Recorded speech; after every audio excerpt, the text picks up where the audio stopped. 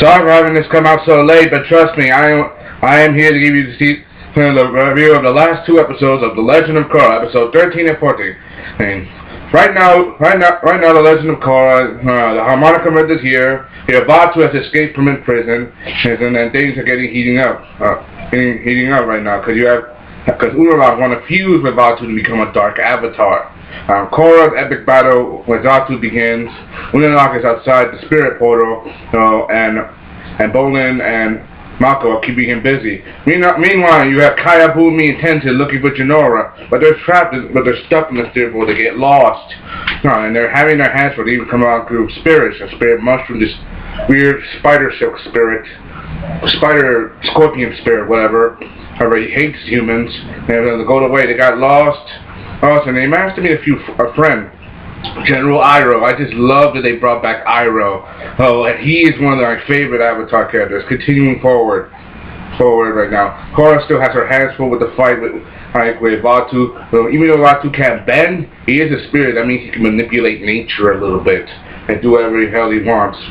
Continuing forward right now, after they talked to Iroh, they said they have to go to a place where they have to get lost.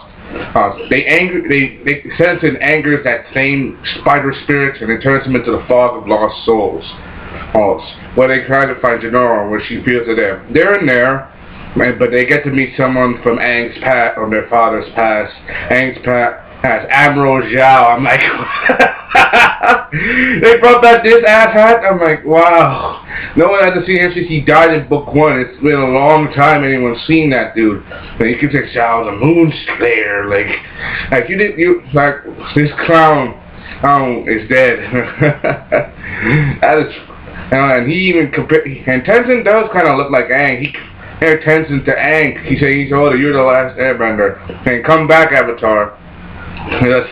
That is a little funny. He's confusing Aang with Tenzin, and Tenzin is an airbender, but he's Aang's son. Continuing forward, as they're in the hog of lost souls, Tenzin, Kaya, Bumi start to hallucinate. They even forget who each other are. You also get to see a little bit of Tenzin's reluctance, because you get to see that other than Aang, he is an airbender, and other than his 4 kids, or his 3 kids, we don't know if his baby has any bending at all. He could be normal like his mom, but we don't know if he can bend. But he does have a lot of pressure on him because he is the oldest airbender alive. Korra's an airbender, but she's the Avatar. She has to have her airbending. It's not a matter of choice. It's just birth, but he has a lot of pressure on him.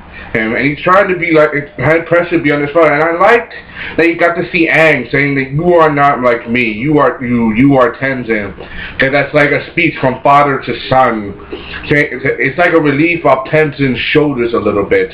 This way, Tenzin doesn't have to feel so pressure. And we've seen this before, like in episode 3. They say you don't know what it's like to have a in culture, depending on your shoulders, because the airbenders were nearly wiped out in the first 3 books of Avatar. Only Aang was the only airbender, he was the Avatar, so it makes sense. And they also get to see Bumi. Bumi was jealous of Korra, Kaya, and Tenzin because he's not a bender. It kind of reminds me of Sokka a little bit, but someone who's a part of the team but doesn't bend. But Sokka was always a clever character, and I liked it for that. Clever, come up with some detailed plans, maybe a little bit of a goofball sometimes, but he was a favorite character. Continuing forward, after Tenzin conquers the fog, he gets his brother and sister, and even finds his daughter Jinora. And everything's alright. Continuing forward, as Korra struggles with her father, with Batu, Unalaq is trying to get back into the spirit portal, but Korra even has the upper hand. And he even uses Rava's spirit to connect, because they're in the harmonica mergers. That means spirit energy is greatly amplified even more before Batu and Rava, who is the light spirit. That is very dramatic. Continuing forward, even of course he's the happier heart. You can try to use the 4 elements again to seal them back into the tree of time. As the harmonica convergence continues.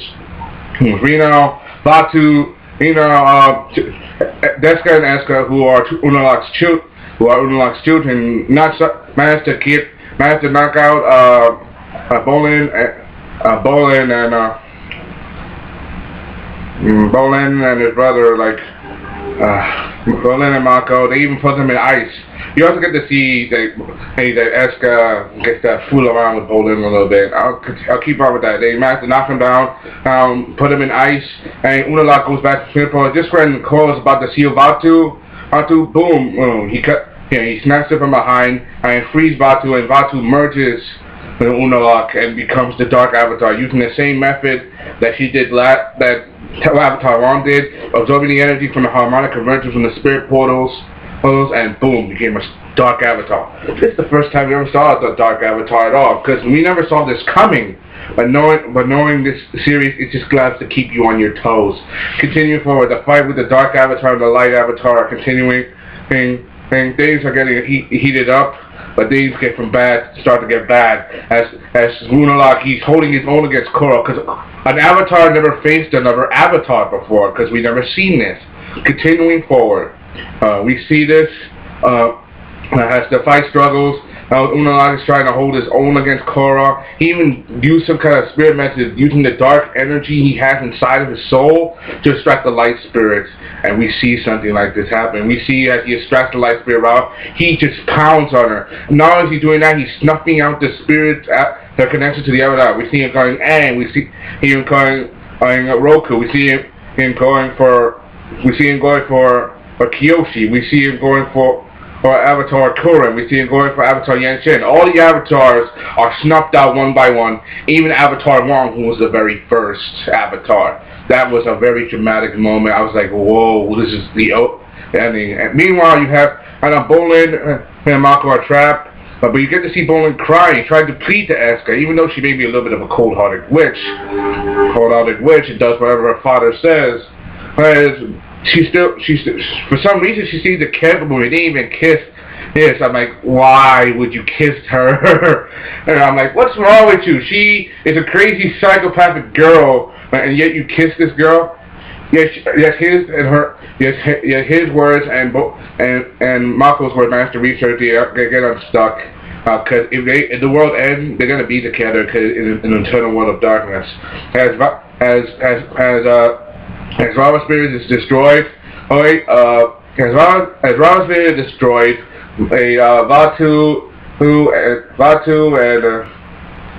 and Unalaq, they become this giant version. This becomes this giant evil dark spirit avatar that we've never seen. And he says 10,000 years of dark. Yes, and he disappears. Korra is knocked out. Everybody's knocked out. This is a very dramatic moment in Avatar. I just love this part. As he disappears, the next episode, this is episode 13, the next one, episode 14, he's in Republic City. He's literally destroying everything with his power, because we never see nothing. He even does that wave movement where you take water bending to the extreme and just flush out a whole bunch of the Republic sheep ships. Like the end of book one, and on water, seas of Nova and became one with the ocean spirit, just water bending the Five Nation fleet away. It was like a reminder of the past. I just love this episode. Continuing forward, Korra and the others are down. Tenzin and the others managed to find it. Jonoris disappears. She still has a spiritual journey. And they managed to heal Korra using Kaya's healing power with water bending. Continuing forward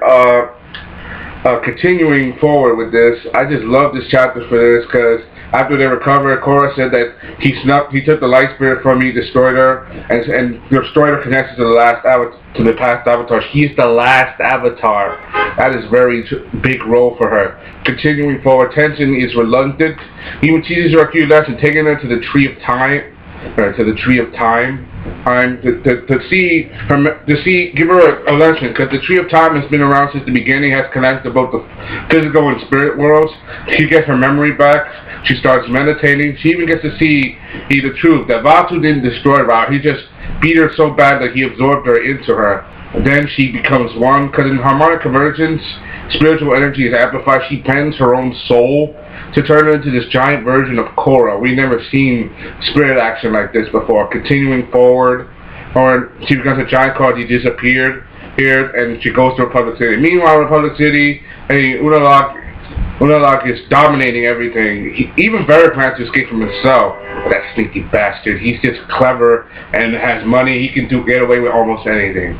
Continuing forward, he's just unimportant. I didn't want to mention him in this review, but Varric's a scumbag. Continuing forward. Before Korra arrives, she managed to fight Unalaq, but she can't hold her own for much longer because she's just one soul against two. The fight is pretty epic. You get to see spirit against spirit. It's like Godzilla versus Mothra. I want to say this from the beginning because Unalaq is like Godzilla attacking Tokyo. Those who might think that's ridiculous, but you gotta admit it makes sense. Godzilla doesn't know what side he's on, but Korra is always Korra. But I don't care what you think of that. This is my opinion. That's what I think of this. Korra, the spirit action fighting is just incredible. Meanwhile, back in the spirit portals, dark spirits are coming everywhere. Tenzin, Kaya Bumi, Mako, Bolin, they're holding it on. In fact, even Desna and Eska managed to get into the action because Desna doesn't want to lose Bolin because she still likes him, and Eska, he just hates spirits. He hates spirits, and they know that their father's a monster. They just don't want to serve him. They served him because he was his father, but now he's just a monster. He's not human anymore. Meanwhile, as the fight started to get bad and very bad, Korra's spirit's about to be bented, about to be corrupted and destroyed by Unalaq. Then you have this bright light coming from the sky. Turns out to be Jinora. What's the deal with this girl? It's like when the winter solstice happened and Korra opened the spirit portal. It's like a piece of her essence energy became fused with a piece of the light spirit. Is she a living portal to the spirit world, like an avatar? But she doesn't bend all four elements. She can just see. She can just see spirits. Continue for as her light dims down.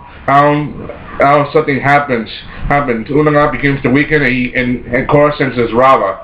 She managed to defeat Unalaq, extract Rava from him. As the fight begins to surge, it's like everything started to go in place. As the fight happens, she extracts Rava from Unalaq, and she even does the cleansing ceremony. And you know when you cleanse an evil spirit, it works, and Unalaq is gone. And as the harmonic conversion is about to end, Rava said the harmonic conversion is almost over. We have to go back to the spirit world. Jinora, Korra, and Rava, they return back to the spirit portals. And everything is okay. Korra and Rava are one again, but she lost her connection to the past avatar spirits. And knowing that, man, they'll probably bring them back next season. Continuing forward, Korra doesn't close the portal. She leaves them open because she said the Avatar world was a mistake because the imbalance between nature is because of the spirit portals. By doing that, she opened a new spiritual age. Continuing forward, Bolin and Eska break up. They're not going to spend time together. Desna and Eska go back to the north. Which everything's back to normal. Janora's back to her body. Everything's okay. But then something happens. Later, Bolin and Korra, they talk. Korra remembers her memories of the spirit tree. That she said that she remembers the breakup. And both her and Mako, they feel bad about the breakup, but they said that it wasn't a mistake. But they still love each other, so they're gonna stay broken up. Then Korra gives this speech at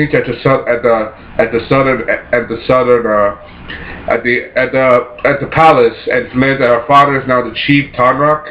And they're all independent, and the new spiritual age has begun. I love this season because it involves spirits, and we've never seen fights with spirits since the first one when Aang took on Heibai, and I just loved it for that. I'll put the link down for this video so you can all see. Hope you enjoyed. Thank you for watching this anime review of the last 2 episodes of the Legend of Korra Season 2. Hope you enjoyed. Comment, like, subscribe. Signing off.